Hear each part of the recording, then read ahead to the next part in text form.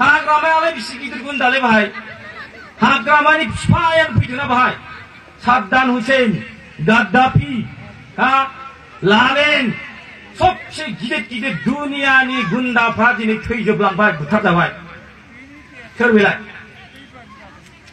Adolf हिटलार पृथिबि जै खालामग्रा हिटलाराबो गावनि स्पिनि रिभल्भारजों गावथारना लानांदों सारेन्डार जानांदों हाग्रामायालाय बिसि गिदिर गुन्दालै बाहाय बिटिसिनिसो गुन्दा बियो पृथिबिखौ डमिनेट खालामग्रा गुन्दा दं बिसोरबो जिराखै हाजार मोजां पलिटिक्स खालाम हाजार मोजां मोजां बाथ्रा बुं लेखा गोरों एमए एमफिल बाहाय दामायफैजोब राजनितिया बेबायदि नङा रावबो गोबाव जोरा दिनै मा दिनै बुंदों सोलायनाय नांगौ सोलायनाय माबायदि सोलायनाय जों इच्छा खालामबा दा बिपिएफनि मानसिखौ दोबै दोबै 10 खान 20 खान गारि लानानै जोङो बेरायफानो जों लाबोनो हायो जों बुंदों र' एक्स बिएटिफोर दोबै दोबै फैदों दिनै मानो दिनै बेबादि मोनसे अबस्थायाव रायजो राजाफ्रा सोलायनायखौ बुंदों थामसा नङा रायजोफोर थामसा नङा बुंदों दिनै क'क्राझारनि मोजां मोजां बिएलटिफोर मा बुंदों आं बिखाजों बिपिएफ खिन्थु आं प्रमिला रानिनो ओइबार आङो हाग्रामा महिलारिनो भट होआ थामसा खोथा नामा थामसा खोथा नङा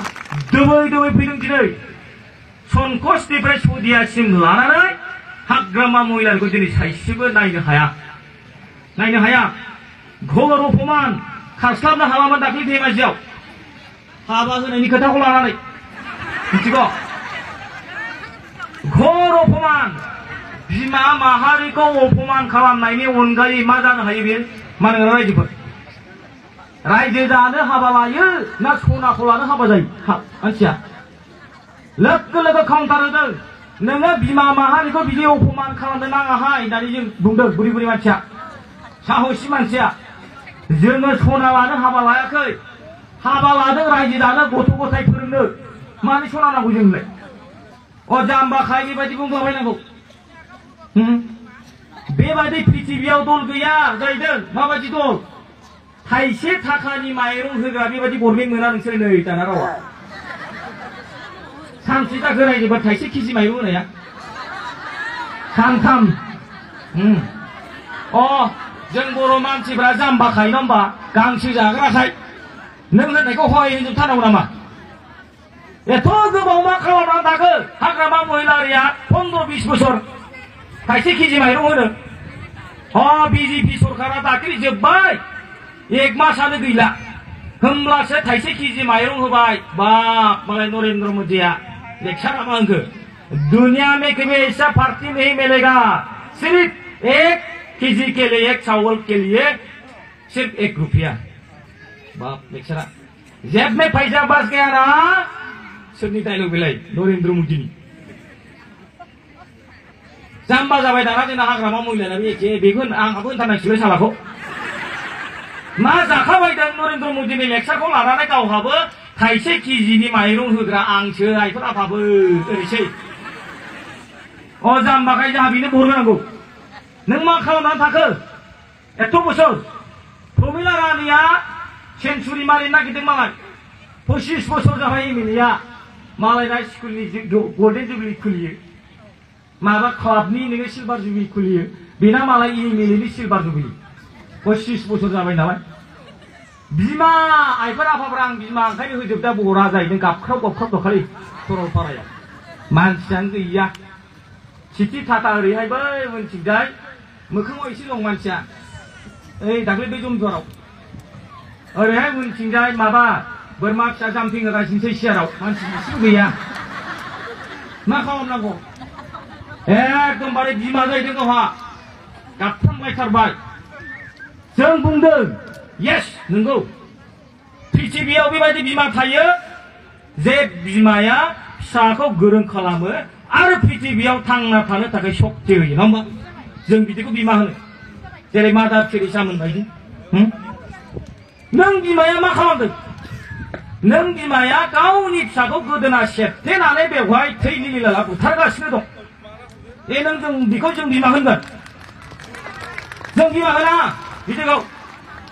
दिनै गावनि न'खौ फाननानै जादों हाग्रामा महिलारिया गावनि सम्पतिखौ फाननानै जादों हाग्रामा महिलारिया मा आरो दिनैबो हाग्रामा महिलारिनि सेर सेर थांनानै बे प्रमिला रानिया दिनै एमपि जानो थांगासिनो दं आरो लेक्सार होदों आं बिमा दा मा जाहैबाय बिमाखाय गावनो होजोबसै जाहैदों बरा लोग लोग एखेबारे दोबै दोबै होजोबसै जाहैदों जोंना प्रमद साराबो होनदों ओंखायनो जोंनाथ' एबार बिफा होनबालाय जोंना खिन्थु बिफासो बिफाखाय मा जाहैसै दाना जोंनाथ' हौवा जाहैबाय नालाय होगोन एखेबारे दोबै दोबै हौवाफ्रा होजोबसै होगोनथाय होगोन खाम्फा सन्दन हाग्रामायाबो दाना बरा होनसै सोरनो इउ ब्रह्मनो नङा होमबा ना मा होननो नागिरखो बेलाय बे आगुवाफोरनि पलिटिक्स जों बेबायदि बिमाखौ बिमा होना रायजोफोर स्पष्ट खोथा बड'लेण्ड नाङा हाग्रामा महिलारिया सिलाय अरनानै गुलि गाव अरनानै समाय लाग्रा मानसि बियो अर दांनानै समाय लाग्रा मानसि आं बड'लेण्ड मोनाबा जिउ गारगोन सोर बेलाय हाग्रामा महिलारि दा बड'लेण्ड जाया लाब गैया बड'लेण्ड आन्दलन खालामनानै नै बिबायदि मानसिखौ बहा मोनो रायजोफोर आरो बेबायदि मानसिखौ मा ट्रिटमेन्ट खालामगोन दा माबायदि ट्रिटमेन्ट खालामगोन दा बे ट्रिटमेन्टआ फैगौ 23 तारिखआव रायजोफोर मिथिबाय हाग्रामा महिलारिनि हावा गैया दा हाग्रामा महिलारिखौ नायनो हाया नायदावनानै मुजुनानै गावनि खाफालाव जुमुदै गोलैनाय बायदि जादों दा हाग्रामा महिलारिया थांनो हाया दा जेरावखि थाङो बाहाय सुथ्रु बेंनानै थानाय बायदि जाजोब्बाय जेरावबो गावनि मानसियानो हाग्रामानि मानसियानो हाग्रामाखौ बुखियो दायो सरलपारायाव माबाया प्रमिला रानिया गावनि सिमान जाहैबाय दाख्लै लेक्सारा होबाय आं जेननायाथ' जेबो नंला गावबोना प्रब्लेम जागोन नै दाना सोर बुंखो गावआ गाव जाहैदों गाव माने हाग्रामा महिलारि निर्घात जेननायखौ सिमान लाबाय प्रमिला रायदुआ जोंनिया मिथिबाय रागा जोंदों थारमाने बे माबानि हाग्रामानि लेक्सारखौ दाख्लै रागा जोंदों माबा एमपि इलेक्सनानो खिबाथु जाहैदों जे खिबाथु माने बिसि बारा इम्पर्टेन्ट नङा जाहैदों भाषा रायलायनायखौथ' मिथिखाया मानसिलाय যে আমার কিবা হেৰিটো মানে বেছি ইম্পৰ্টেণ্ট আমাৰ ইম্পৰ্টেণ্টটো কি হ'ল জানে এই যে 2020 যে বিটিসি ইলেকশন হ'ব না এইটো মানে আসল যুদ্ধ এবাৰ যুদ্ধ নङा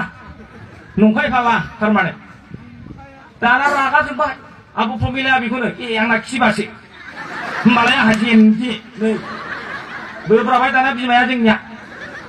आंहा होमबालाय जेननायाव गेलेनांगौ आंबो बारा रागाजोंसो जोंगारगोन नै दानिया बिदि जानानै दं हा नुवाखै होमबा हाग्रामा महिलारि लेक्सारखौ थारमाने गावहा जेनखाबाय जाहैदों जेनबाय ओइ खिबाथ' बारा इम्पर्टेन्ट नङा खिबा ओइ मा खिबाथाय खिबा এই যে 2020 যে মানে বিটিসি ইলেকশন আছে নহয় সেইটো মেইন যুদ্ধটো হল এনডিএবি আৰু আফসুল হল যুদ্ধ ঠিক আছে जोंबो नायनोसै माबायदि যুদ্ধ बियो नोङो बाहाय एमपि इलेक्शनाव जेनबायब्ला हमनानै लादो बैग्रि गोमोना खिन्थु एसे बार बारबानो ज्राव ज्राव सिरिजोबो खाथेर गैया ओरैबायदि ज्राव ज्राव सिरिगोन जिपिएफनि मैलाबो थानाय नंला रायजोफोर एबार साबधानखासै खबरदार आरो बेखौ लानानै दिनै गिदों हाग्रामा महिलारिनि आखि आग्रा थानाय बिपिएफनि मानसिफ्रा बुंदों ओइ रायजोफोर साबधानखा खिन्थु जों हले एबार बिपिएफनि जोंनि थांखिया बिपिएफ बिरुद्धि नङा आं गले गले बुंबाय थादों मानोना बिपिएफआवबो मोजां मानसि दंलै खिन्थु बिपिएफआव साननो हनो गोरों मोजां मानसि दं दिनै दोबै फैदों जाला बे हाग्रामा महिलारि जाला दोबै फैदों बिएलटिनि मानसिफ्राबो मानोना हाग्रामा महिलारिया बर' जाथिखौ ध्वंस खालामनायनि अनगा जेबो एजेन्डा गैया बेनाव जेबो एजेन्डा गैया दा बे रायजोफोर जों मोनसेल' कुइसन होदों दा ओंखायनो बे जाम्बाबा जों जाम्बा जाफानो हाया बे मुर्खबा जों मुर्ख जाफानो हाया हाग्रामा महिलारिया मोनसेल'सो एन्सार होनांगौ बियो दा मा एन्सार बे एन्सारा जाहैबाय एबसुनि एनडिएबिनि जयेन्ट इलेक्शन कमिटिनि इउपिपिएलनि जुदि बड'लेण्ड आन्दलना जुदि नंखायब्ला नंखायब्ला नों बिएलटि खालामनाय आन्दलना मा आन्दलन बेखौ एन्सार हो हाग्रामाया दानो बेनि एन्सारखौ हो हाग्रामाया मा आन्दलना मामोन बेयो बे बिएलटिनि आन्दलनाव हाजार हाजार मानसिफ्रा मुंख्लं जाबाय थैबाय बावदों नामा हाग्रामायालाय बेखौलाय बावनानै मा खालामनो सनितपुरनि बर'फोर मंगलदैनि बर'फोर धेमाजिनि बर'फोर हाजार हाजार मानसिफ्रा न' सावजादों जिनाहारि खालामजादों दानथारजादों गावथारजादों बावदों नामा हाग्रामा महिलायै बावदों बावनानै बावगोनो आरो बिनि दायया एबार नोंनि आथिङाव नोंनि रुवाजों दाननानै लाबाय बिनि अनगा जेबो गैया गासिबो बर' मानसिफ्रा दिनै बिपिएफनियाव बर होनाय नङा आरो बिनि फोरमाना रोखानिफ्राय रोखा दिनै जाबोबाय थादों संकसनिफ्राय सदियासिम जोंनि आइ आफा जोबै जोबै पृथिबियाव थानाय बर'फ्रा दिनै बुंदों सोलायनाय लाबोनांसिगोन दा मानगोनां नोंथांमोन आं गोलाव बाथ्रा बुंनो लुबैयाखिसै जोंनि मानगोनां बेवहाय आलासिफोर गोबां फैबाय जोबथारनायाव आं बेखौनो बुंनो लुबैदों प्रमिला रानिया इलेक्सन गेलेनो गोसो गैया दाबो बायध'था टिकेट होनायाव दावराव जादों बिनि काहानिया जोंनाव दं टिकेट होआबा रावबो गेलेया रबिराम नार्जारिनो जासिबाय बेसारा खुलुमसनबाय आंनाव फैसा गैया थाखाबो गैया आं गेलेनो देरहाखाया रबिराम नार्जारि बेसारा सैथोखौनो बुंदों चन्दननो जासिबाय चन्दना होनबाय आंहाथ' आगोलावनो जेनखानाय आं बोरै देरहानांगौ आं देरहाया आरो बेवहाय थार्ड नाम्बारावसो आंजों जानाय नङा सार गेलेया चन्दना थिग আছে बिश्वजित दैमारिनो जासिबाय हां हां एखेबारे माबा फाग्लाथां सियाथां जालागासिनो दं बिहा थै गहां गहां मोखाङा मा जाद्लाबायगासिनो दं दामानि गरमानो हाला बिश्वजितआ बेबो जाबाय आं गेलेया बले आंहाथ' एमपिखा मानो गेलेनो गेलेया आब' प्रमिलानो जासिबाय जोंहा होनबाय बेबा आंहाथ' बुरिबाय बोरै जानांगौ आंजों जानाय नङा आंहा खारफानो हाया बारफानो हाया जानाय नङा आंहा बुरिबाय बैसो जाबाय आंहा नांला थिग আছে गेलेया रागा जोंबाय दाना हाग्रामाया माबा रायलायनानै फाइनाल खालामाबा हले आं मिथिनाय नंला थमब्लेट बारनबोनानै बे बिटिसि सेक्रेटारियेट मोखाङाव गय दखानाव गय साखाम दाफैबाय मोखाङा ओरै गोलोमदैसै गिलायलांबाय नै साहा दखानदारा माबाया गय दखानदारा मा जाखो हाग्रामा महिलानि सारा ओरैसै सोंजाबाबो सोंबाय जोदलाबायोना बिराद जारला दाना थांफिनबाय सिरि मिटिं सिङाव रावबो रायलायनाय जेबो जायाखिसै रावबो गेलेनो होना दाना खुगाया एसे बाराना चन्दना थब्लं जाबाय जाहैबाय माथो खालामबावनो सार माथो रावबो गेलेनोखौनो होना बे खेबसेखौ सारानो गेलेदो नामा ओरैसो बेबो दाना बिसं बासं मा खालामनो थांखोमोन दों बल गेलेनो थांनाय बायदि थांबाय खाथियाव फाग्लाथां सियाथां दाना हमथाहैबाय बोरैबा एसे हमथानानै थाङाखै बे खुलुमसनबाय नङालै सार रावबो गेलेया होननायखौसो नोंखौ होनदां ओरैसै खोन्थाहरजोब्बाय गावसिनि मानसिफ्रा खिथाहरजोब्बाय बिलिथ'फोराथ' मा बायोसो आंथ' दा फनखौनो हमनो गावसिनि माबा खाहानि नांलायनाय खमलायनाय फैसानि दावराव माबा राव खोन्थाला हरगासिनो आच्छा दे अरजाया खिथानायाबो गाज्रि नङा दाना नायहाबना बुंनाय जाहैदों जे साला आं एमपि जायोबा नों बिटिसिनि सिगानो ओरै चन्दनखौ रायनाया दाना गैया ओइ आं रावखौबो मिथिया ओरैसै हाग्रामाया दाना लास्टआव प्रमिला बायद'आ बेखौनो दुखु मोनदों थारमाने मा खोथा होनदों मिथिगौ नोंसोर रावबो गेलेयाबा आं सायख'नोसै हाग्रामाया दे आब' प्रमिलाया मन्थ्रिखा जेनबाबो जेबो नङा आं दं ओरैसै फाग्ला सासे मन्थ्रिखौ बिदि होनजायो रागा जोंबाय बे जेननायावसो गेलेनांगौ आंहा सिखारबाय बुरैया आं गैयाहाय बिदिबा ओरै दुखुजों दाहाजों बेनिफ्राय दा नै बेबायदिखौ मोनसे अबस्था बेसारा बहा मा रायनो बहा मा मिटिं खालामनो मानसियानो ओंखारा दाख्लै जोंनि बे मागुरमारियाव सुखानजरा ओरैथिंजाय थांनानै अफिस खुलिहैबाय बबे फाग्ला मागुरमारियाव अफिस खुलिनाया बबे बै नोङो सामथिं खेलानि मानसिखौ लाबोनानै बेवहाय अफिस खुलिफैजानांगौ सोर थानांगौ बेहाय थाला बन्द अफिस खुलिखांनाय लोगो लोगो थाला बन्द मानसिया गेबा सोर अफिस खुलिनांगौ बे सामथिं खेलाना बोरै फैबाय थानांगौ दा बिदि जाबाय दुखुनांथाव बाथ्रा बे रायजोफोर नोंथांमोना नंगौना नङा दा सालिजारि खालामनानै नायदो इलेक्सनाव एबसुफ्रा उमुखखौ बखिखायो हाग्रामाया एबसुखौ बखिखायो बिदि नङा रायजोफोर दायो साननानै नाय हाग्रामाया मा खारनाव भट बिफैगोन मा इस्यु दं दा मा इस्यु दं आमी हुबिदाबादी पार्टी फाग्ला जाबाय जाय सासे नेता जातीयबादी नेता सासे नेताया बुंबाय दाख्ले आमी हुबिदाबादी पार्टी मा होननाय जायो असमियानि बिदिया मा होननाय जायो जने पैसा टका लय पेले आमार सहाय करिब तेखेतक आमी सहाय करिम बे जाबाय पार्टिया हा नोंहा जाति दंना गैया हा हु दंना गैया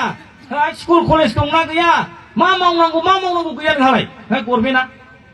सोरबा फाग्ला फैसा होबानो बेजों थांगोन बिदि होनजायो रागा जोंहा लाजिनानै थाजोबबाय मोखां होदेजोबबाय बिसिना नेताफ्रा मा बुंबोजोब्रा बेलाय ओरैसै बेबायदि हुबिदाबादी पार्टिनो दा बेबायदि होननानै भट बिफैनांगौबा सोर होनांगौ आरो मा गाबख्राव गाबख्रावथारबाय जोंना आबु प्रमिलाया आं बिमा आङो दिल्लीयाव दख'ना गाननानै जोंनि कालसारखौ देखायहैगोन आदा फाग्लासो रावानो दख'ना गानबाल' कालसार देखायनाय जायो ना मा गामसा गानबाय थाना जाया होनबालाय हा दा बेनो इस्यु दा गामि गामि फैनानै जेबो खोथा बुंनो लेक्सार होनो जेबो गैला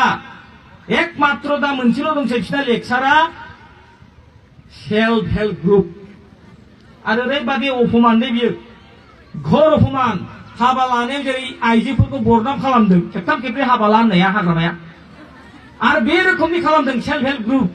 आइजोफोरनि ग्रुप बानायबाय मिसा मिसि फैसा हरगोन होनबाय एकाउन्ट खुलि होबाय समाय थिराबो लाहोलायो बे गाम्बारि बिलाव समाय थिरा लाहोबाय दाखालै बिसिडिसिआव लेंहरबाय फैसा हरगोन एकदम ममबाति सावलायलायबाय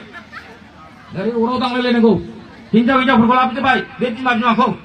सासे फरायग्रा थायो बिसिना मालाय आं जेरै नायनांगौ आं मुस्लिम उमुगा दिनैनिफ्राय समाय थिरा लायो दिनैनिफ्राय लायो बिदि आरो रावनिबो थाखा फैसा लाया रावनिबो बुंनायाव गेलेमा आङो गावनि बिबेक बरखौ होगोन बिराद मोजां समाय थिराथ' दाना जोबनायाव लेक्सारा होबाय बिसिडिसिनि चेयारमेना समाय थिराथ' लाबाय भगबानाथ' खोनाहैबाय रायजोफोर गथिखे बहरा बिपिएफनो होदो आयै इसे मोजां मा समाय थिरा लागोन बिपिएफनो हरा होदो आयौ आरो मा जाबाय जोबथारनायाव नैबे मास जोबबानो नोंसोरनो 10,000 सोहरसिगोन बबेहाय नोंसिनि सेल्फ हेल्प ग्रुपआव साबधान रायजोफोर खिन्थु सोरबा सेल्फ हेल्पनि ग्रुपआ बेबायदि थाखा फैसा बिपिएफजों लालसा खालामजादोंबा दिनैनिफ्रायनो थाल लागार जोंनि थांखिया सेल्फ हेल्प नङा जोंनि थांखिया बर' रायजो जोंनि बर' समाज बे ओनसोलाव थानाय बिभिन्न जाति जनगोष्ठीजों मिलायनानै रायजो जानायनिसो जोंनि थांखि फैसानि नङा रायजोफोर साबधान दा बे थगायजानायखौ जों खालामबावनो नांलिया थारमाने मानोना रायजोफोर आं गोलाव बुंलिया बिसिना दा राननायावनो राननाय दाखालि बे कसुगावनि मावजि गामियाव लेक्सारा होगासिनो दं आङो खाथियाव फाग्ला थांखिया दा मुलि फाननाय बायदि माइक लानानै मिटिं खालामफैबाय बिसोरबो मुलि फानग्राथां माथांखिना दा बे गसाइनि सिनायाव सारा लेक्सार होगासिनो दं माब्लाबानोसो बे खाथियाव गसाइनि सिना हाइ स्कुलाव बिसिना मुलि फाननाया जालायबाय मानसियानो गैया दा साथाम साब्रै मा जानांगौ बिदिजोंलाय बे जोंनिया मा जाहैबाय मावजि गामियाव माबा सिखा खंखाइ रानबाय निमथाव बारथावा जोंनि मिटिं जागासिनो दं दाना बुद्धिया गोसोखांबाय माथो रानबावनोसोब्रा जालाय ओइ लायदोलै बे बिसिडिसिआव मा दं जाबायगोन आरो लाबोजोब्बाय बिसिडिसिआव आलु 1.5 बस्थासो दङ ओमफ्राय 6-7थासो सिखा खंखाइ आरो बेनिफ्राय मा दं प्लास्टिक बे माइ रानग्राया बे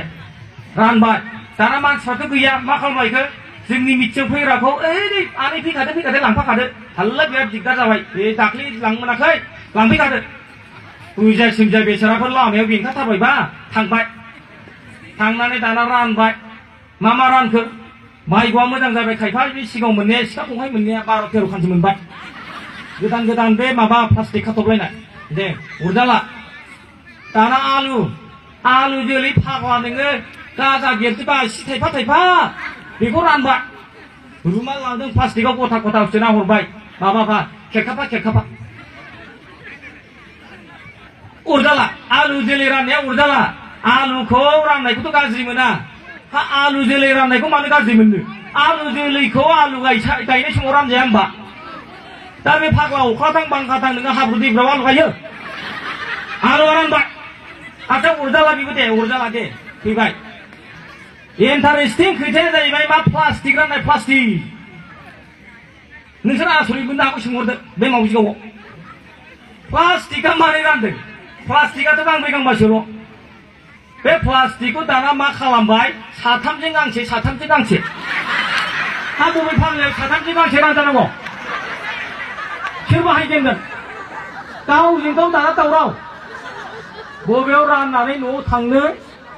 लाइन लाइन दोबै दोबै जोंनि मिथिं फैजोबबाय दाना सिगाङाव जिरायफैजोबबाय सिखा खंखाय माबा आलु जोलै माबा माबि दाना फैजोबबाय मिनिनोबो ओंखारबाय आङो सिथा फैजोबबाय बेसराफोर नै सार माबा आलु जोलै गायनांगौना जानांगौ ओरै प्लास्टिकआ जोंना गांथामजों साथामजों गांसे मा खालामनांगौथाय ओरैसै आं बुंबाय नोंसोरो होमबालाय फाला फाला रानदो आयंमोन होननाया बुरिबायथा नालाय सानसेखालि आयंआ लामबा माइया नोंस्रा थाथ'लायबाय अखानायै नोंस्रा लांदोलाय ओरै बिदि खालामनांगौ जाहैदों दा बेबायदि जाम्बा राजनितिखौ मानो खालामबावदों दानि जुगावलाय नोंसिनि नरेन्द्र मदिया माथो digital India smart India skill India माबा माबि इन्डिया होनो दाना साथामजों गांसे प्लास्टिकआ बाप बाप बाप बाप दा बिनो राजनिति रायजोफोर लासिं सिं लाजिनोबो रोंला बेबादिजों बोरै जानो ओंखायनो मिनिनायनि खोथा नङा रायजोफोर एबार हले साबधान जों गले गले बुंबाय थादों रायजोफोर दुनिया दिनै परिबर्तनखौ दिनै लुगैदों सारा पृथिबियाव थानाय बर' रायजो राजाफ्रा दिनै हाग्रामाया जे धंस खालामनो थांगासिनो दं बिटिसिखौ बर' जाथिल' नङा बर' जाथिजों लोगोसे साखाथियाव थानाय आदिबासि नोङो गुबुन गुबुन राजबंसि बे जाथि माहारिफोरनि गेजेराव मोनसे सृष्टि गन्डगल मोनसे सृष्टि बे सृष्टिखौ हाग्रामा महिलारिया दिनै खालामगासिनो दं साबधान रायजोफोर ओंखायनो जों एबार बुंदों ओइबारनि जे इलेक्सन बे इलेक्सना जोंनि इउजि ब्रह्मआ जे ट्रेक्टर छबिखौ मोनबाय बे मोनखांनायनि उनाव बड'लेण्ड जेंनाखौ बोस्रांनांगौनि थाखाय आरो बिभिन्न जोंनि समस्याफोरखौ समाधान खालामनांगौनि थाखाय ओइबार नोंथांमोना इउजि ब्रह्मनि मुङाव बयबो ट्रेक्टरनि छबियाव होनानै देरहाहोनो थाखाय आं गुरै खावलायबाय गोजोबगोन होनना बयबो गथ'थ' लोमजादों खर' सादों बैसागुआव माबानानै जौ लोंनानै आरिनानै थांनो हाया होनबा जानाय नङा खिन्थु खबरदारखा जोंना बैसागुआ मोननै मा राव जालायखो दाना बैसागुआ मोननै देग्लाय बैसागु खालि खेबसे बैसागु आरो इलेक्सन देरहानानै मोनसे बैसागु मोननै रायजोफोर खुनु खोथा गैया दा गले गले बुंला गोबां बाथ्रा दं